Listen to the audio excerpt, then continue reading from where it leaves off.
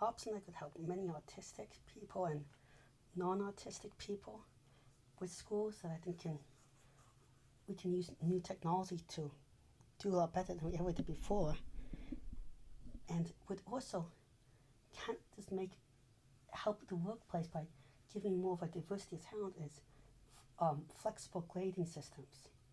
So the idea about a flexible grading system is pretty simple. You have different things. Different things can count differently towards the grade you get. An example might be is that you divide up into quizzes, homework, tests, projects, and presentations, and a different amount. For some people, 100% of the grade gets from quizzes. For another person, 100% of the grade gets from projects. That's one form of flexible grading system. That simple form would let people with so off different skills, because some people on big tests they may freak out or have nervousness or maybe a attention span problem, or they get sick because they have to because they need to constantly stop and eat food or something like that because of a health condition. Some people might have problems with projects because of long-term health at home, or maybe with presentations they might have problems because of unconscious bias against them, stuttering, speech disorders, all these other things, or nervousness. Other people might be very good at memorizing stuff but not very creative with the material. So this approach would level the playing field and lead to more people getting into the field more accurate assessment. A person might do great on tests, but in the real world might not be the best, or great in presentations, but in the real world not be the best.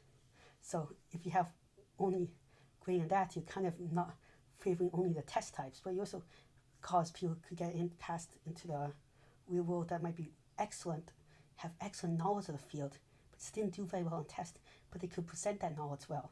So you might get more better present, and that means you're also getting your field better presenters. So you have people that can teach other people better in your field. Or vice versa, you might have your field is filled with people that can present well, but they don't have the same ability to write down stuff and memorize a bunch of things as some of these test takers. So lots of diversity of people that can actually work together in mindsets. Another form of flexible grading that is very, very simple is to drop grades that are too bad, or we count them in a category. And that can be very useful if, let's say, you have a quiz or a day that you just were feeling really sick and flunked that one quiz. Or for people with health problems or unexpected life things, like maybe one day you were overloaded because of a family issue, something came up. So you can drop grades or you can adjust grades slightly based on all those parameters.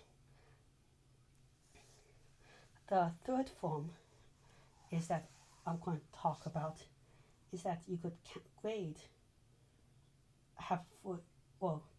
third form is that you could give people an open set of projects or stuff to do in their class.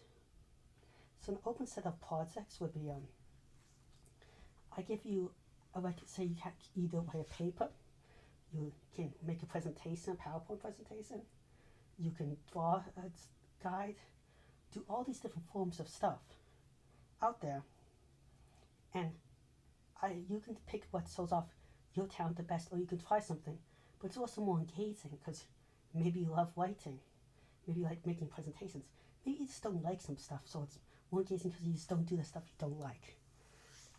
You could also feel free to choose a project. I can say, okay, I had a teacher that said, you need to write something about in this big genetics or RNA and bio, and I just had to prove the subject.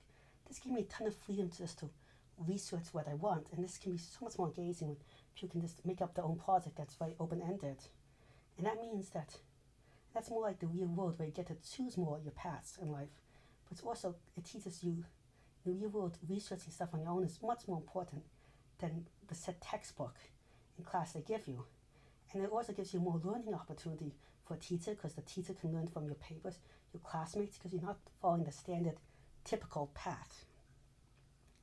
The other thing that the fourth way is that you can grade each project differently.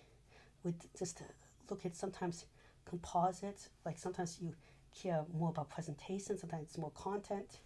Like you just have a flexible grading system there. All these do though have a problem in that if it's not done well, it can lead to bias. Like I'm going to show you examples of good. I'm going to talk about a couple of examples of good and bad one. In my county, there was a wonderful teacher I had for AP Bio. I had problems turning in homework because of massive organizational issues, executive function issues. But I did wonderful on tests. I did wonderful on papers that were just online. When I had a month or so to do them, I did wonderful stuff in class. So see me it's so that if I had high enough grades in all my other sections, I didn't have to do homework. So I ended up not doing homework, and homework also was a waste of time for me because I knew everything already to some extent. It was just boring, and I just picked up so quickly that why spend extra? But however, homework could count grades to people that did not know as much in the class or weren't as good at those other things. I also so let me choose my projects a lot. It can improve what's kept me engaged, even when I knew everything in a chapter textbook because I read it because it was interest of mine. However, in my same county, we also had a horrible system, which they implemented later by a bad superintendent, where you could have presentations count to a huge percentage of your grade. Now, for my county was, I went to half days to a special science magnet school, which was excellent, half days to normal public schools. The normal public school, unlike the magnet school, was ableist AF, very racist, very sexist, anti-LGBTQ+, and more. But they were pro-jock and sports to such a large extent. So all these people that had no idea what they're talking about, they were just awful people and did nothing, got all these hundreds on these presentations because they were jocks and favorite teachers. There's teachers that just let kids skip class because they're baseball kids.